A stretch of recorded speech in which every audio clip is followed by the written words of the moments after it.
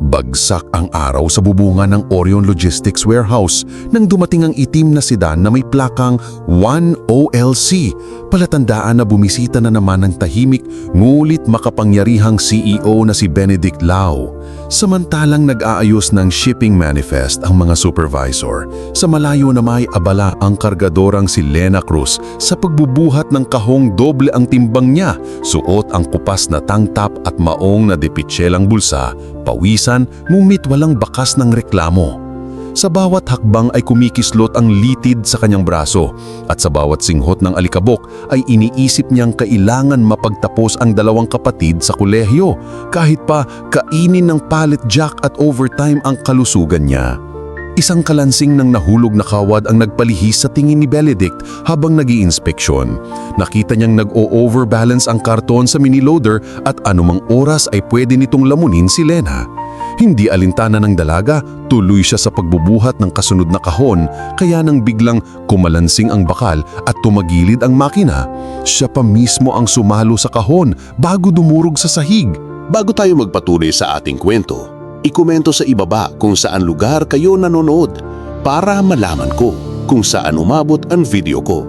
Kung baguhan ka pa lang sa channel ko, huwag kalimutang i-like at i-hit ang subscribe button at pindutin ang notification bell para updated ka sa mga episodes ng Inspiring Story School araw-araw. Sige, tuloy natin ang kwento. "Hoy, babae ka! Pwede kang madisgrasya!" sigaw ng leadman. Ngulit tikom ang bibig ni Lena. Hinipan lang ang hiwa sa palad at nagpatuloy. Sanay na siyang walang nag-aalala sa babaeng kaluobang bakal. Habang pabalik si Benedict sa opisina, parang latay na hindi na niya mabitawan ng takpong yun. Maliit na katawan, malapad na tapang.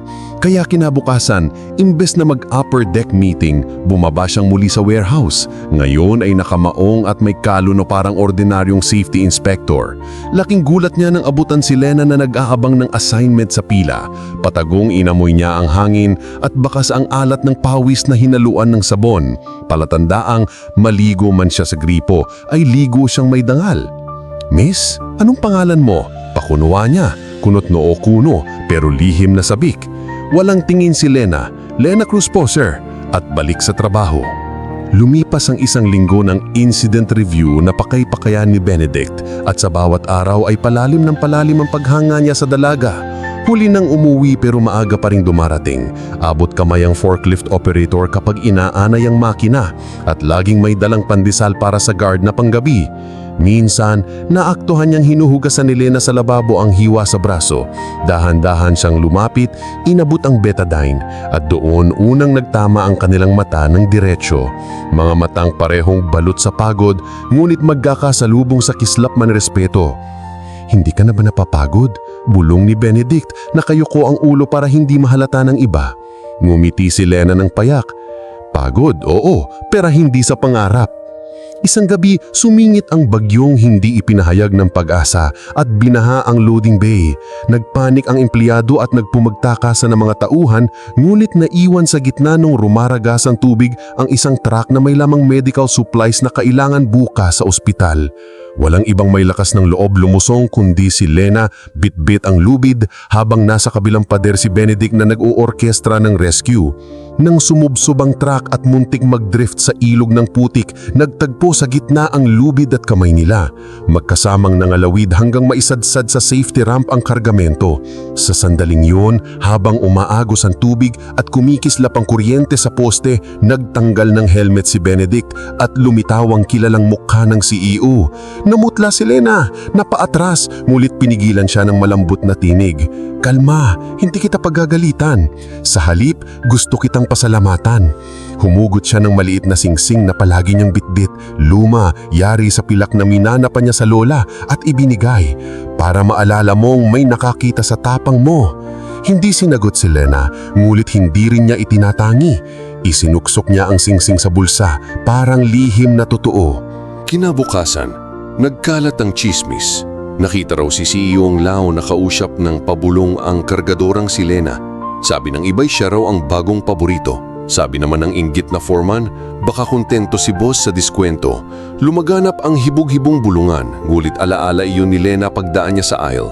Nakapila ang mga mata, nagliliparan ang huni ng pag-uuya. Hapon ng yon, habang nag-i-audit sa mezzanine si Benedict, narinig niyang mismong kumpanyang minamahal ay ginagawang sabungan ng paghamak. Pahiro-hiro, gusto lang mapansin, tawa ng isang supervisor.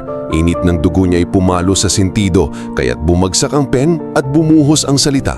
Patawag ang lahat bukas. General Assembly, may mahalaga akong sasabihin.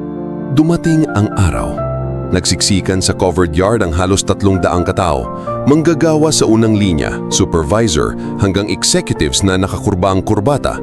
Inakyat ni Benedict ang maliit na entablado, umubo ng bahagya at sinimulan. 15 taon kong pinapatakbo ang Oroyon Logistics at sa loob ng panahong yun, pinilit kong makahanap ng partner na hindi lang kayang mag-invest ng pera kundi mag-invest ng puso. Nag-uusap ang tao, nagtataka. Tinawag niya sa gitna si Lena, nakaputing t-shirt na malayang bumabakal ang braso, bitbit pa rin ang kahong assignment niya sa araw na yon. Alingaw-ngawang sapo ng mikropono. Si Lena Cruz po ang taong yon. Nagtilian ng ilan, natumba ang tasa ng kape ng HR manager at muntik mahulog sa upuan ng CFO. Hinawakan ni Benedict ang kamay ni Lena sa harap ng lahat. Umaalingaw-ngaw pa ang kabog ng forklift pero dinididman niya iyon. Sa mga nagtatanong kung bakit kargador ang napili kong maging kabiyak, ang sagot, mas mabigat ang pangarap na binubuhat niya kaysa sa kahit anong kahong sinakyan ng barko. At kung kaya niyang alagaan ang tuni-tuniladang kargamento, tiyak ko rin kaya niyang alagaan ang puso kong matagal ng pagod. Hindi makapaniwala ang karamihan, lalo na ang ilang babaeng manager na lihim na nag-aambisyon sa puso ng CEO pero nag-uumapaw ang palakpak ng rank and file. Hindi pa doon nagtatapos ang gulat. Bumunot si Benedict ng envelope, ipinakita sa publiko ang stock transfer. 30% ng kumpanya nakapangalan kay Helena Cruz Lau. Epektibo agad. Tumingkayad ang HRVP. Sir, ibig sabihin, tumanglo ang CEO. Oo, co-chairman na ninyo si Lena mula ngayon.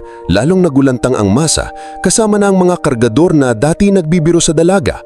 Umusad naman sila na sa mikropono, nanginginig mulit matapang. Hindi ko po hinihingi ang kapangyarihan to pero kung ibinibigay ni Sir Benedict at ng board, sisiguraduhin kong lahat ng pawis ninyo'y sasaluhin ng magandang benepisyo. Health card sa pamilya, scholarship sa mga anak at overtime pay na hindi napatikim. Napaluha ang matatandang empleyado, ang ilan unang beses nakadama ng halagang mas mabigat pa sa bonus. May isang reporter na sumulpot, naghahabol ng scoop. Miss Lena, ano po ba talaga ang nakaraan ninyo? Totoo bang dati kayong national weightlifting champ na tumigil para mag-alaga ng kapatid? Tinangguan iyon ni Lena, hinawi ang buhok. Oo, pero mas mabigat ang karton ng pangarap kaysa barbell sa entablado. Kung hindi ako nagkargador, paano ko mararamdaman ang bigat ng sikmura ng karaniwang manggagawa? At sa mata ni Benedict, iyon ang ginto. Babaeng kayang isuko ang medalya kapalit ng plato ng pamilya. Nabahala ang ilang shareholders. Paano kung hindi siya marunong sa numbers? Agad sumagot si Benedict, nangingiting ng bahagya. Huwag niyo kaming maliitin. 3 buwan na niya akong tinuturuan kung paano gumamit ng pallet jack.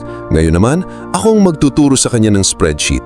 Ang tunay na leader, hindi nahihiyang mag-aral at lalong hindi nahihiyang magturo. Umugong ang palakpak, nahaluan ng hiyawan.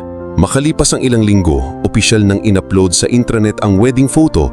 Si Benedict nakaitim na barong, si Lena naka-off-white jumpsuit na simple lang.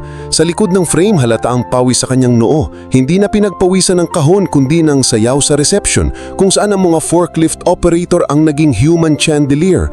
Pinailawan ng itim na pailaw ng warehouse. Ang mga taong dating lumulo ng chismis ay ngayon lumulo ng kanin at lechon sa iisang mesa at sa bawat agat ay natikman nila ang dilim mabatid na lasa ng respeto. Ngayon, tuwing mag-i-inspeksyon si Co-Chairman Lena sa loading bay, bitbit pa rin niya ang clipboard at minsan sumasama pa si Benedict. Pero sa halip na hawakan siya habang naglalakad, siya naman ang humahawak sa kamay ng asawa kapag tumatapak sa madulas na rampa dahil walang genter ang pag-aalaga. At tuwing may bagong trainee, hindi na ma'am lang ang tawag kay Lena, kundi kapitbahay, ate, bossing, kahit anong may halong pagmamahal dahil dumating ang araw na pinangarap niyang mangyari.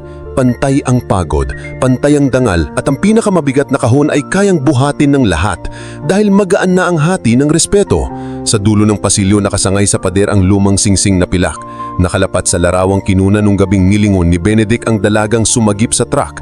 Paalala na minsan sapat nang makita mo kung paanong binubuhat ng isang babae ang mundong hindi bumubuhat sa kanya para matauhan kang siyang palang tahanan ng lakas na matagal mo nang hinahanap.